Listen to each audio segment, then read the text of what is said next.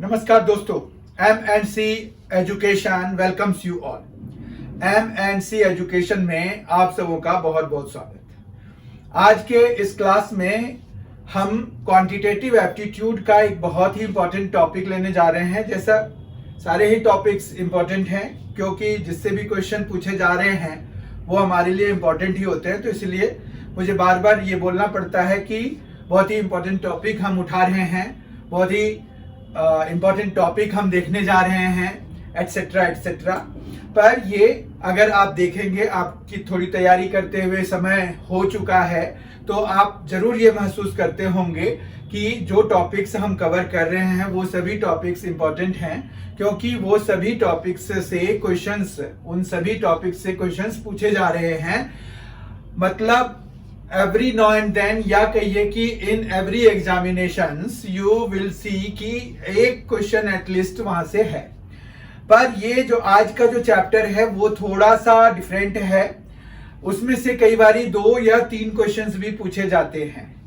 तो हमारे पास यहाँ पर जो ये टॉपिक है इसको हमने 2 पार्ट्स में बांटा है। मेंसुरेशन को मेंसुरेशन 1 और मेंसुरेशन 2, यानी कि क्षेत्रमिति 1 और क्षेत्रमिति 2 करके आपके सामने में ये आएगा। आज हम क्षेत्रमिति 1 करेंगे।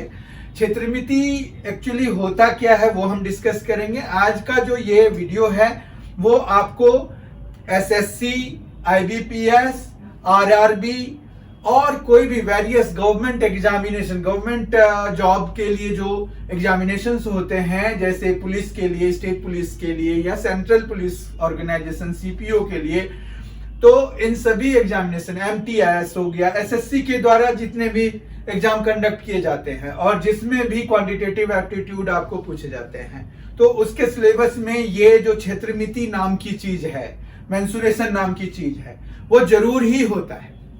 तो ऑब्वियस सी बात है। और अगर आप प्रीवियस ईयर क्वेश्चंस देखेंगे जो कि वेरियस सोर्सेज से आपको मिल जाते हैं, internet is one of the sources, but बाकी आपके पास प्रिंटेड मटेरियल्स भी मिल जाते हैं प्रीवियस ईयर क्वेश्चंस के। तो आपके वेरियस पब्लिशर्स आर देयर जो कि बुक निकालते हैं प्रीवियस ईयर क्वेश्चंस करके।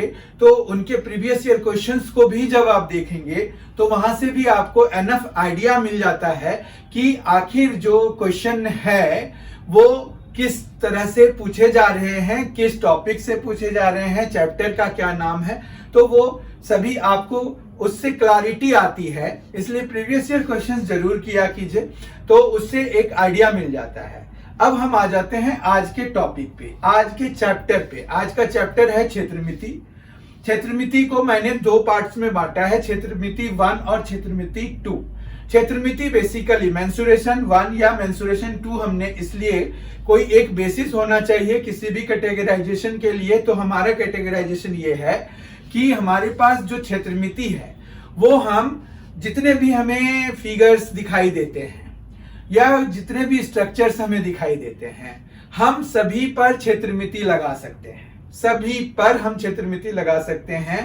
इवन आपके पास जो है किसी भी तरह का अगर आपको दिया हुआ है, मतलब हमारे पास इस जगह का भी एरिया हम निकाल सकते हैं, लेकिन इसके लिए हमें थोड़े ज्यादा स्किल की जरूरत होगी, थोड़ा ज्यादा टाइम डिवोट करना पड़ेगा। तो ऐसी चीजें आपको कॉम्पिटिटिव एग्जामिनेशंस में बिल्कुल भी नहीं पूछे जाएंगे, अनलेस कि कुछ और चीज इसमें और इंफॉर्मेशंस देके इसको इजी बना दिया जाए। ऐसे आपको पता नहीं चलेगा। एक्चुअली इसके लिए हमें थोड़े और नॉलेज की जरूरत होगी। तो मैथमेटिक्स में इसके भी एरियाज निकल जाते हैं, ऐसे फिगर्स के भी, लेकिन हमें नहीं पूछा जाएगा। तो हमें जो बेसिकली पूछा जाएगा उसको अगर हम देखें तो उसको हम 2 पार्ट में बांट सकते हैं। पहला हम बांट सकते हैं 2 dimensional 2D figures. 2D figures क्या हुआ, जिसके कि 2 डायमेंशंस होंगे, लेंथ होगा और विड्थ होगा, ठीक है। या फिर प्लेन फिगर्स हम कहते हैं, क्योंकि जैसे 2D फिगर्स में हमारे पास लेंथ और विड्थ होगा तो सही, ठीक है। तो सर्कुलर फिगर्स भी हम प्लेन फिगर ही कंसीडर करते हैं, उसको भी 2D फिगर्स में ही लेते हैं, ठीक है। तो उसके भी लेंथ और विड्थ तो हम अज्यूम कर ही सकते हैं कि भाई डायमीटर के बराबर उसका जो है लेंथ और विड्थ होता है। जिसको कि हम व्यास कहते हैं, त्रिज्या का 2 गुना होता है, तो वो तो हमें पता है, ठीक है। तो प्लेन फिगर्स 2D फिगर्स हो गया और 3D फिगर्स हो गए। 3D फिगर्स के बजाय अगर हम 3D शेप्स कहें तो वो ज्यादा उपयुक्त होगा। तो 3D शेप्स होते हैं हमारे पास। तो हम जो है इन्हीं 2 बेसिस पर मैंने क्षेत्रमिति 1 और क्षेत्रमिति 2 कर दिया, मेंसुरेशन 1 और मेंसुरेशन 2। मेंसुरेशन 1 में हम देखेंगे 2 डायमेंशनल फिगर्स के एरियाज के बारे में और पेरीमीटर के बारे में। हमारे पास 2D फिगर्स में एरियाज होते हैं और पेरीमीटर्स होते हैं, ठीक है। तो हम जो है 2D फिगर्स को प्लेन फिगर्स भी कहते हैं, जबकि 3D फिगर्स में हमारे पास 3 डायमेंशंस आ जाते हैं। 2 डायमेंशन में क्या है, लेंथ और विड्थ होता है, लेकिन हमारे पास एक तीसरा डायमेंशन हाइट जब आ जाती है तो हमारे पास वो 3 डायमेंशनल फिगर हो जाता है। तो 3 डायमेंशनल हम नेक्स्ट वीडियो में देखेंगे, नेक्स्ट क्लास में देखेंगे, नेक्स्ट सेशन में देखेंगे। आप जरूर देखिएगा उसको। पहले हम 2 डायमेंशनल फिगर्स में क्या क्या कवर करने वाले हैं वो देखते हैं। हमारे पास जो एरिया है वो क्या होता है, हाउ वी डिफाइन एरिया। मान रखिए कि कोई फिगर है हमारे पास, तो इसका अगर हम एरिया की बात कर रहे हैं तो इसका एरिया क्या है, इसका एरिया होता है इनर कंटेंट, ठीक है। मतलब ABCD है जैसे, तो हमारे पास इसके अंदर में कितनी चीजें या कैसे क्या हम रख सकते हैं, वो हमारा इनर कंटेंट जो है वो एरिया होता है, ठीक है। जैसे हम किसी फील्ड में, क्रॉप फील्ड में, जैसे पैडी क्रॉप लगा रहे हैं, तो कितने, जिसमें हम पैडी क्रॉप्स लगाते हैं, आपने देखा होगा खेतों में पैडी क्रॉप्स, धान की खेती जो होती है तो वो लगाए जाते हैं पौधे, तो वो एरिया में लगाए जाते हैं, ठीक है। और ये अंदर वाली चीज जो है एरिया, जबकि हम जो है कहा खेतों में अगर पानी है मान रखिए भरा हुआ, तो हम साइड साइड चल सकते हैं। और ये जो है मेड़ टाइप, मेड़ बना हुआ होता है हमारे पास वॉक करने के लिए, ताकि हम पूरे फसल पर नजर बना सकें कि कहीं कोई कीड़ा मकोड़ा तो नहीं लग रहा है। तो वो जो है, और प्लस में पानी को इकट्ठा रखने के लिए कि पानी कहीं बह के निकल ना जाए, पड़ोस के खेत में ना चला जाए, तो उन सभी के लिए हम मेड़ बनाते हैं। तो वो जो मेड़ की लेंथ है वो पेरीमीटर है। तो हमारे पास 2 चीजें हो गई, एरिया इनर कंटेंट हो गया, ये जो है इनर कंटेंट जो है वो क्या हो गया, वो एरिया हो गया, ठीक है। और जो ये बाउंड्री है, सारे सम ऑफ बाउंड्रीज, तो लेंथ ऑफ बाउंड्री जो है वो हमारा क्या हो गया, लेंथ ऑफ बाउंड्री वो हो गया क्या, पेरीमीटर, ठीक है। तो इनर कंटेंट को हम क्या कह देते हैं, एरिया कह देते हैं। ये किसी भी क्लोज्ड फिगर का होगा। ओपन अगर है कोई भी फिगर तो हम उसका एरिया नहीं निकाल पाएंगे। लेंथ ऑफ बाउंड्री भी हम उसी का निकाल पाएंगे जो क्लोज्ड होगा। ऐसे ओपन का भी हम निकाल तो सकते हैं लेंथ ऑफ बाउंड्री, भाई बाउंड्री वॉल जो है यहीं तक खड़ा किया गया, पर मैथमेटिकली हम जो है उन्हीं केसेस को लेते हैं जो कि क्लोज्ड हो और उन्हीं के लेंथ ऑफ बाउंड्री हम निकालते हैं और उसी के लेंथ, क्लोज्ड फिगर के लेंथ ऑफ बाउंड्री को ही हम पेरीमीटर कहते हैं, ठीक है। तो आपके पास 2 है, एक तो एरिया है और एक है पेरीमीटर, पेरीमीटर और एरिया, ठीक है। परिधि कहते हैं और क्षेत्रफल कहते हैं। आपको अगर हिंदी में पता करना है, ऐसे तो एरिया एंड पेरीमीटर बहुत ही कॉमन है, पर अगर ऐसे पता करना है तो ये क्षेत्रफल हो गया और ये परिधि हो गया, ठीक है। तो ये जो है हमारे पास ये 2 चीजें होती हैं, ठीक है। अब हमारे पास फॉर्मूले होते हैं। मेंसुरेशन में, क्षेत्रमिति में सबसे जो इंपॉर्टेंट चीज है वो क्या होता है, वो होता है फॉर्मूला। तो आपको फॉर्मूले याद करने पड़ेंगे, इसमें अलग अलग फिगर्स के फॉर्मूले याद करने पड़ेंगे हमें, एरिया का भी और पेरीमीटर का भी फॉर्मूला याद रखना पड़ेगा, क्योंकि जहां लेंथ ऑफ बाउंड्री की जरूरत होगी तो वहां हम लेंथ ऑफ बाउंड्री का फॉर्मूला यानी कि पेरीमीटर का फॉर्मूला लगाएंगे। और पेरीमीटर को सर्कल के केस में सरकमफरेंस कहते हैं, तो कंफ्यूजन नहीं होनी चाहिए। Circumference and perimeter are same, but circle के लिए सरकमफरेंस यूज करते हैं mostly, but if you use perimeter in that case that is also okay. ऐसे भी आपको एमसीक्यूज करने हैं तो उसमें आपको ये खाली पता होना चाहिए कि चलो इसको हम ये भी बोल सकते हैं। तो सरकमफरेंस को हम पेरीमीटर, या सर्कल के केस में पेरीमीटर को सरकमफरेंस कह देते हैं।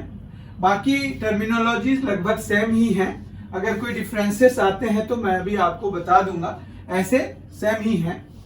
तो यहां पर जो है जैसे फिगर है, ठीक है, 2D फिगर है, तो अब वो फिगर कौन सा है ये, और फिर यहां पर हम पेरीमीटर और यहां पर हम एरिया के लिए फॉर्मूला लिखेंगे।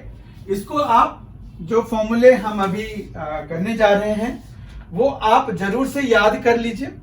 याद करेंगे तो आपके लिए ये फायदेमंद रहेगा, क्योंकि अगर आपको फॉर्मूले याद होंगे तभी आप उनको यूज कर पाएंगे अपने सॉल्यूशन में।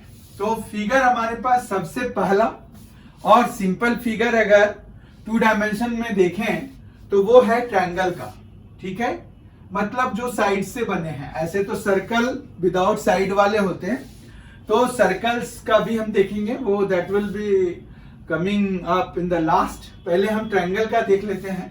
ट्रायंगल हमारे पास 3 तरह के होते हैं। एक ट्रायंगल जिसमें कि सारे साइड्स अलग अलग लेंथ के होते हैं, तो जैसे अगर हमारे पास ये स्केलिंग ट्रायंगल कहलाते हैं, जिसमें कि सारे साइड्स के लेंथ अलग अलग होते हैं, मतलब तीनों साइड्स अलग अलग लेंथ के होते हैं। तो जैसे ये एक स्केलिन है, दो इट में बी लुकिंग टू यू कि ये इक्विलेटरल जैसा दिख रहा है, but let us suppose there are minute differences between their sides, length of sides. तो हमारे पास यहाँ पर ए लेंथ इसकी है, बी इसकी है और सी हमारे पास ये है, ठीक है। तो हम जो है इसका जो पेरीमीटर निकालेंगे तो वो पेरीमीटर क्या होता है, सम ऑफ साइड्स हो जाता है। तो a प्लस बी प्लस सी जब निकालेंगे आप तो जो वैल्यू आएगी वो हमारा पेरीमीटर हो जाएगा इस वाले ट्रायंगल के लिए। इसको हम कौन सा ट्रायंगल बोलते हैं, स्केलिंग ट्रायंगल बोलते हैं। स्केलिंग ट्रायंगल वो ट्रायंगल होता है जिसमें कि सारे साइड्स की लेंथ अलग अलग होती है, तीनों साइड्स की लेंथ अलग अलग होती है, ठीक है। और फिर हमारे पास एरिया के लिए जो है एक फॉर्मूला होता है जो हीरोन्स नाम के मैथमेटिशियन ने बनाया था, सबसे पहली बार यूज किया था। तो हीरोन्स फॉर्मूला, उन्हीं के रिगार्ड्स में, सम्मान के लिए इस फॉर्मूले का नाम हीरोन्स फॉर्मूला है। इसमें हम सेमी पेरीमीटर यूज करते हैं। सेमी पेरीमीटर क्या होता है, पेरीमीटर का आधा होता है सेमी पेरीमीटर, मतलब a plus b plus c by 2 कर दीजिए तो वो सेमी पेरीमीटर में कन्वर्ट हो जाता है। तो यहां पर s हमें चाहिए होगा और इसका फॉर्मूला होता है s into s minus a into s minus b into s minus c, और इसका रूट अंडर ले लीजिए आप, ठीक है। और यहां पर s क्या है, वो है सेमी पेरीमीटर, यानी कि a plus b plus c by 2। बहुत ध्यान से देखिए आप इसको, ये बहुत ही इजी है। स्केलिंग ट्रायंगल का हम ऐसे ही एरिया निकालते हैं, ठीक है। और जब हमारे पास मान रखिए कि बेस और करस्पॉन्डिंग हाइट दिया हुआ होगा किसी भी ट्रायंगल में, तो कोई भी ट्रायंगल वो हो सकता है, स्केलिन हो जरूरी नहीं है, आइसोसेलेस भी हो सकता है, इवन इक्विलैटरल भी हो सकता है। पर जिस भी ट्रायंगल में आपको बेस की लेंथ और हाइट अगर दी हुई है, जिसको h और b हम रिप्रेजेंट कर रहे हैं यहां पर, तो अगर ये ऐसा सा ट्रायंगल है तो आप जो है इसका पेरीमीटर कैसे निकालेंगे? पेरीमीटर के लिए तो हमें साइड की लेंथ चाहिए होगी, है ना? तो ये तो सम ऑफ साइड्स करके ही हमारा निकलेगा। तो ये कुछ भी मान लीजिए, जैसे x है, ये y है, साइड्स की लेंथ भी दी हुई है।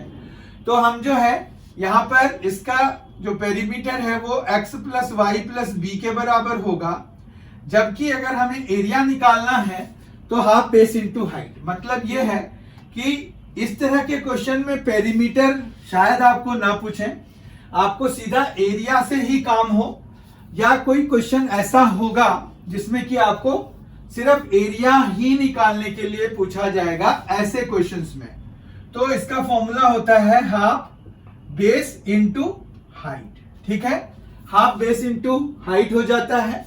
फिर हमारे पास तीसरा है, अगर आइसोसेलेस ट्रायंगल दिया हुआ है, जिसमें कि आइसोसेलेस ट्रायंगल में क्या होता है कि दो साइड्स बराबर होते हैं, तो दो बराबर साइड्स के लेंथ से हमें ए से डिनोटेड है, जबकि बेस जो है उसका बी है, एंड ये बेस अलग है। ठीक है, तो हम जो है इसका पेरीमीटर अगर निकालना चाहते हैं तो वो कैसे निकलेगा?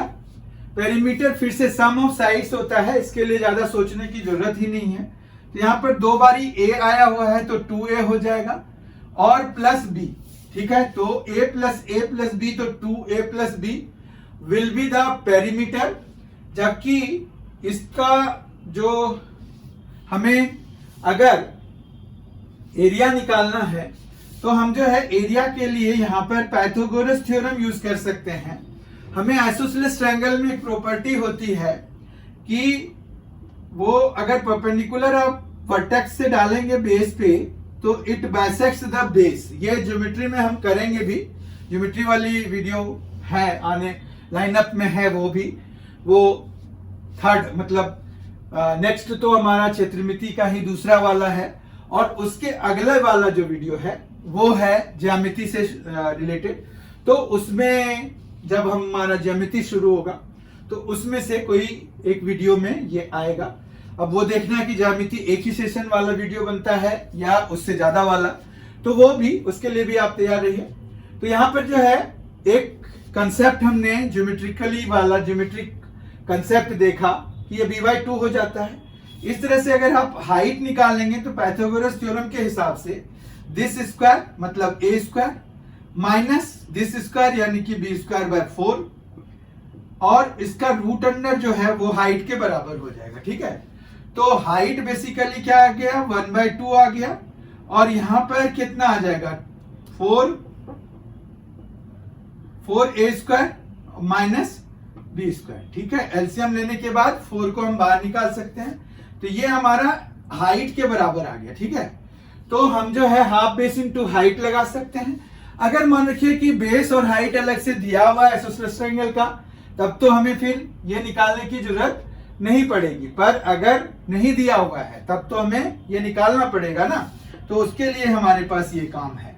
अब फिर से हम हाफ बेस इंटू हाइट लगा सकते हैं, तो 1/2 बेस हमारा b है और हाइट हमने अभी निकाला है, तो 1/2 into 4a square minus b square. ठीक है, तो ये हम निकाल सकते हैं, या फिर हम पाइथागोरस ये वाला जो हीरोन्स फार्मूला है, हीरोन्स फार्मूला भी लगा सकते हैं। पाइथागोरस थ्योरम से हम हाइट निकालने की बजाय अगर हमें दो इक्वल साइड्स और तीसरी साइड मतलब बेस दी हुई है तो हम हीरोन्स फार्मूला लगा लेंगे, सेमी पेरीमीटर भी यहां से निकल जाएगा, और फिर हम कर सकते हैं। तो ultimately we will get the same answer 1/4 या b/4 into root under of 4a square minus b square हो जाएगा इसका एरिया। ठीक है, उसके बाद हमारे पास आता है, हमने क्या क्या देख लिया, स्केलिंग देख लिया, कोई भी ट्रायंगल देख लिया जिसमें कि बेस और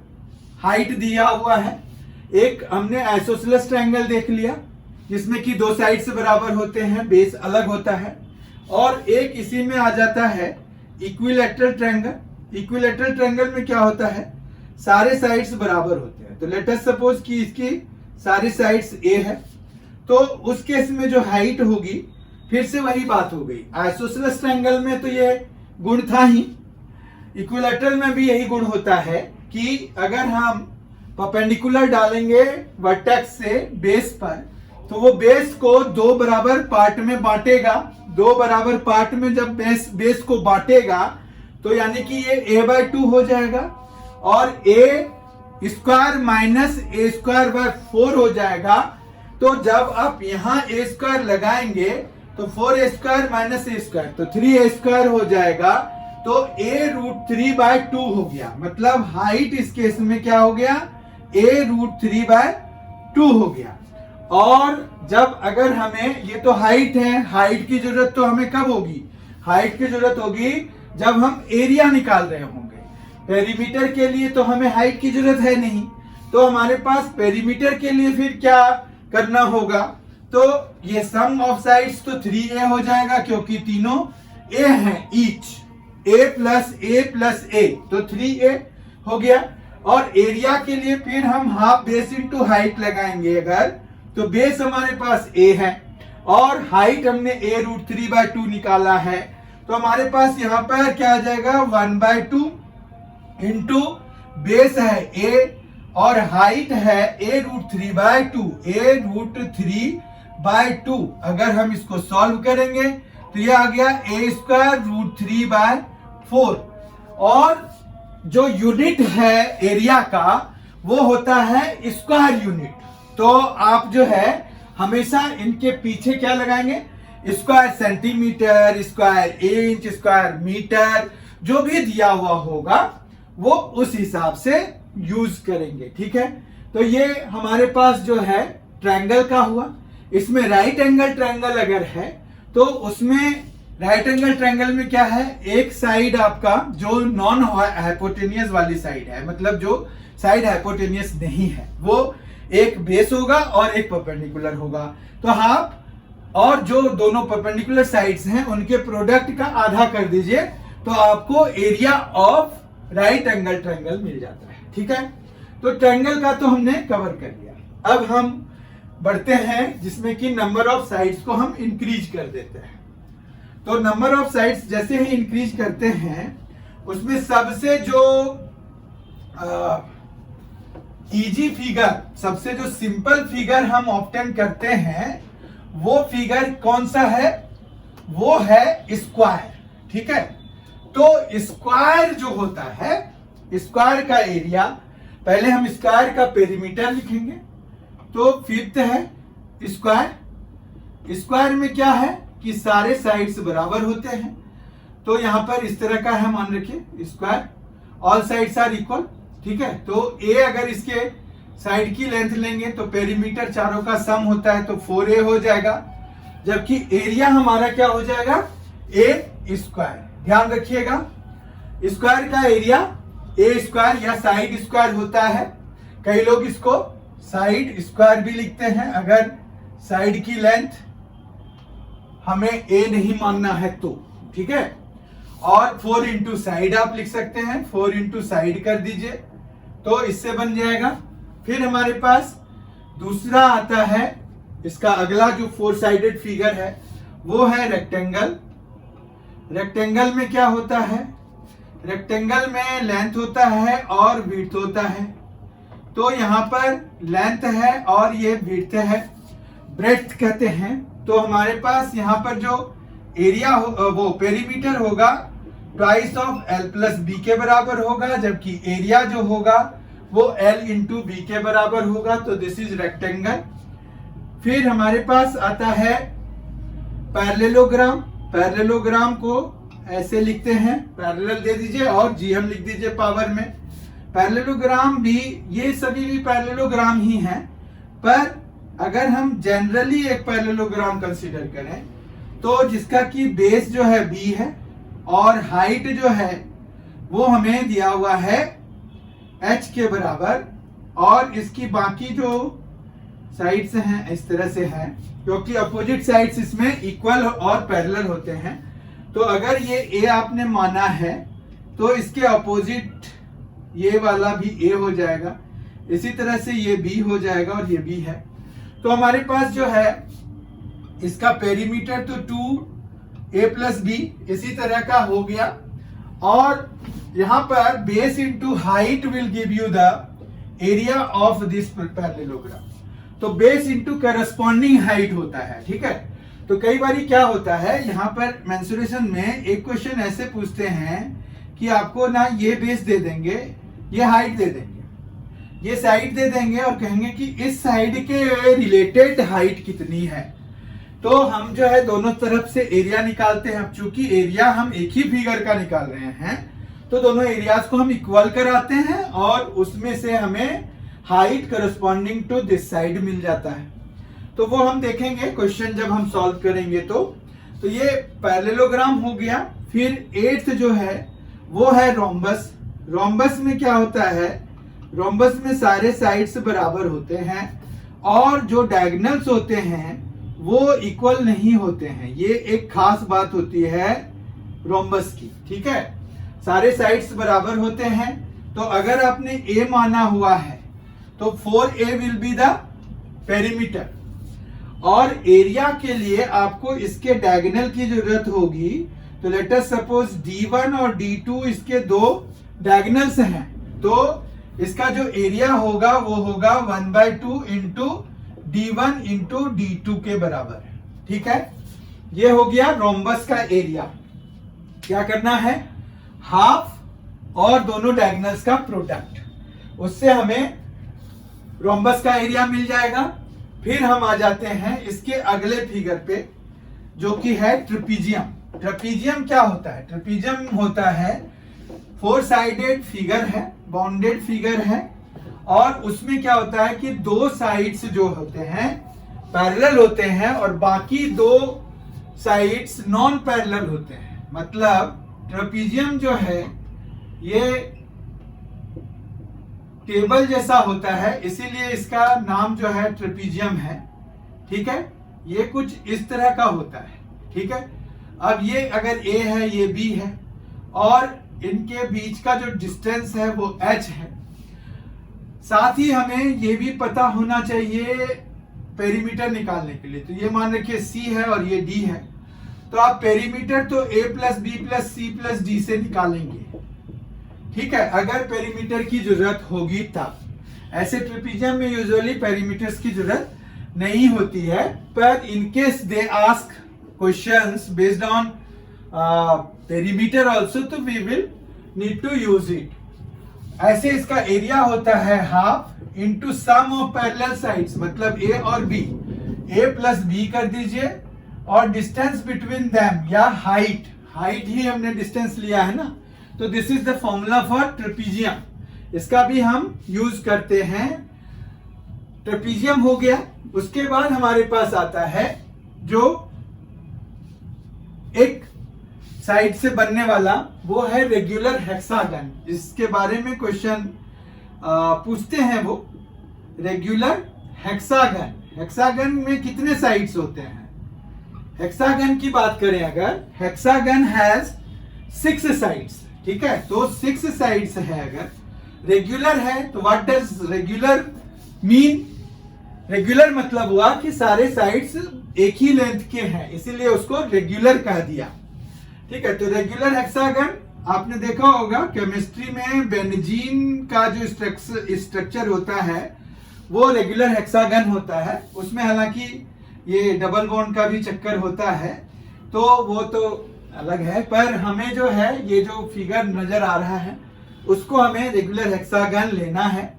रेगुलर हेक्सागन में अगर साइड्स की लेंथ A है तो हमारा इसका पेरीमीटर तो 6a हो जाएगा, जबकि एरिया अगर निकालना है तो ये होता है 3√3 a²/2, ठीक है। बहुत ध्यान से इसको याद रखिए, 3√3 a²/2 is the area of regular hexagon. जबकि उसकी अगर एक साइड की लेंथ A है तो उसका पेरीमीटर तो सम ऑफ साइड्स के हिसाब से 6 है, 6 साइड्स हैं, सबकी साइड्स की लेंथ जो है A है, तो 6 into A will be the answer, there is no problem. अब हम सर्कल पे आ जाते हैं। सर्कल में क्या है, सर्कल में साइड्स तो होते नहीं है, तो उसमें होता है क्या, रेडियस। रेडियस को हिंदी में त्रिज्या कहते हैं। तो यहाँ पर त्रिज्या है r है, तो हमारा जो इसका टोटल जो लेंथ ऑफ बाउंड्री है जिसको कि सरकमफ्रेंस कहते हैं, वो हमारे पास आ गया 2 पाई r के बराबर। ठीक है, जबकि इसका जो एरिया होता है वो होता है पाई r स्क्वायर। ठीक है, अब इसमें जो है सेक्टर वगैरह का एरिया अगर हमें निकालना होता है तो हम यूनिटरी मेथड उसमें लगा देते हैं। यूनिटरी मेथड का मतलब, जैसे मान रखिए कि हमारे पास ये थीटा एंगल सबटेंड कर रहा है, तो हमें अगर ये वाली लेंथ चाहिए सिर्फ, तो हम theta by 360 into 2 pi r कर देते हैं फॉर कोरस्पॉन्डिंग आर्क लेंथ। ये आर्क लेंथ हो गया L। ठीक है, जबकि ये तो पूरा सरकमफ्रेंस ही हो गया। और एरिया के लिए जो है हमें अगर इस सेक्टर का एरिया चाहिए, this is known as sector, sector का एरिया चाहिए, तो we will do the same thing, theta by 360 unitary method लगा रहे हैं इनटू पाई आर स्क्वायर कराएंगे and we will obtain what, area of sector. ठीक है, तो सर्कल के साथ ये बात हो जाती है। और जो लास्ट है आज के सेशन का वो है कि एरिया ऑफ रिंग आप कैसे निकालेंगे। रिंग का एरिया मतलब यहाँ पर दो कॉन्सेंट्रिक सर्कल्स होंगे, एक का मान रखिए कि स्मॉल आर है, दूसरे का कैपिटल आर है, तो उसमें यूजुअली पेरीमीटर तो हम क्या ही निकालेंगे, हालांकि अगर निकाल तो सकते ही हैं क्योंकि 2 पाई आर हो जाएगा और प्लस आर हो जाएगा, तो ये हमारा पेरीमीटर हो जाएगा, क्योंकि पेरीमीटर में हमें ये वाला भी आना चाहिए, ये वाला भी आना चाहिए। तो जो सर्कुलर रिंग है उसका जो आप पेरीमीटर निकालेंगे तो इनर वाले रिंग का, इनर वाले सर्कल का पेरीमीटर सरकमफ्रेंस और आउटर वाले सर्कल का सरकमफ्रेंस, दोनों का सम कराना पड़ेगा क्योंकि वो दोनों ही लेंथ ऑफ बाउंड्री में आएंगे। जबकि एरिया सिर्फ ये वाले पार्ट्स, ये जो शेडेड पार्ट है, तो हम क्या करेंगे, इसमें जो बाहर वाला एरिया है वो निकाल के अंदर वाले एरिया को माइनस कर देंगे। तो हमारे पास यहाँ पर क्या आ जाएगा, पाई आ जाएगा, r square minus r square आ जाएगा। ठीक है, तो this is the area of this ring.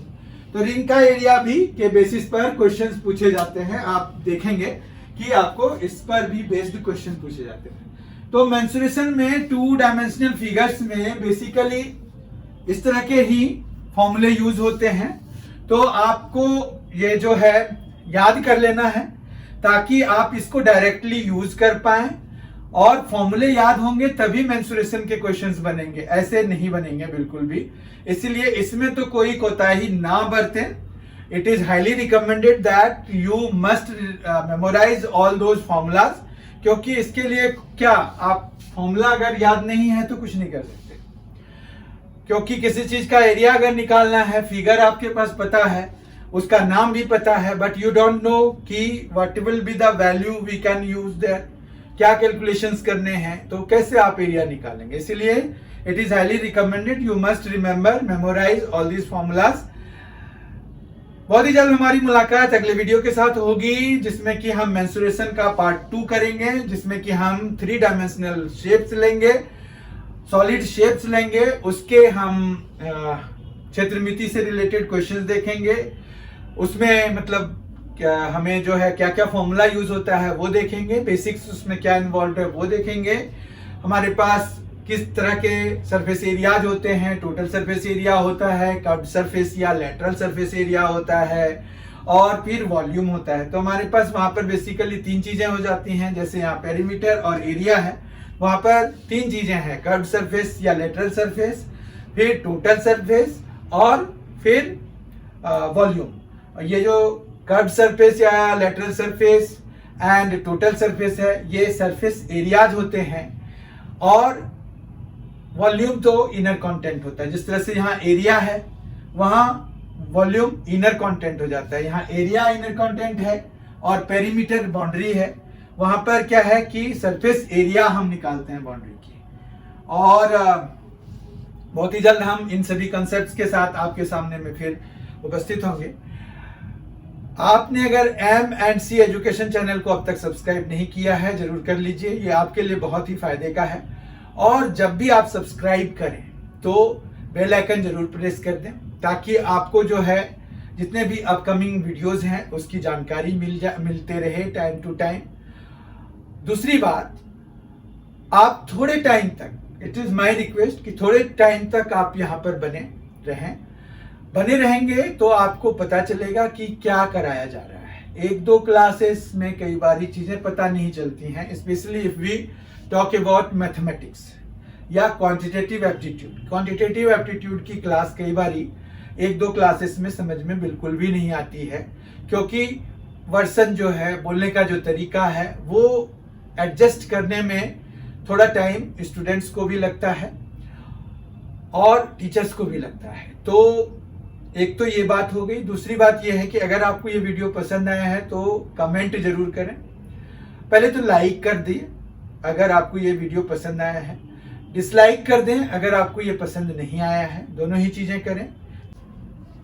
अगर आपको वीडियो पसंद आता है तो आप उसको लाइक करें, अगर आपको पसंद नहीं आया तो आप डिसलाइक करें, पर ये काम जरूर करें। साथ ही कमेंट जरूर लिखें कि आपको ये कैसा लगा, और अगर आपकी कोई क्वायरी है तो आप कमेंट में लिख सकते हैं, या कोई स्पेसिफिक टॉपिक है जिसके बारे में आप और जानकारी पता करना चाहते हैं तो हम उसके भी वीडियो को अपलोड करने का प्रयास करेंगे अगर दैट विल बी फिजिबल। क्योंकि इसमें तो मैं क्षमा चाहूंगा क्योंकि हर एक का नहीं निकाल सकते। कुछ बच्चों ने रिक्वेस्ट किया था इन द रिसेंट पास्ट, मैंने उसके वीडियोस निकाले, but views were not up to that mark. तो अगर मुझे लगेगा कि हाँ ये टॉपिक है डिस्कस करने लायक, इसमें हमें ज़्यादा व्यूज मिल सकते हैं, ज़्यादा बच्चों को फायदा होगा, क्योंकि हम जो है समय तो उतना ही लगाएंगे।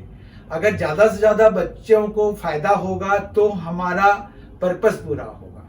अब हम एक एक बच्चे को लेकर के नहीं चल सकते हैं, एक तो ये फाउंडेशन है हमारे पास। फिर भी मैं प्रयास करूंगा कि आपके जो क्वेरीज आ रहे हैं उनमें से जो मैक्सिमम वाले होंगे उनको तो हम जरूर ही एक वीडियो फॉर्मेट में अपलोड कर दें, बहुत ही अर्लीस्ट पॉसिबल टाइम में वो भी हो जाएगा। और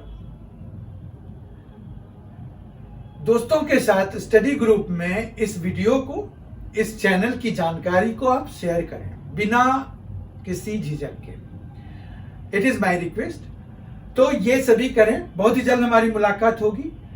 thank you so much for being with us. Thanks a lot. यहां तक देखने के लिए बहुत बहुत धन्यवाद। आपने यहां तक देखा, थैंक यू सो मच। आप समझ नहीं सकते कि आप हमारे लिए कितने प्रेशियस हैं। You are so precious for us. Thank you so much. बहुत ही जल्द हम मिलेंगे।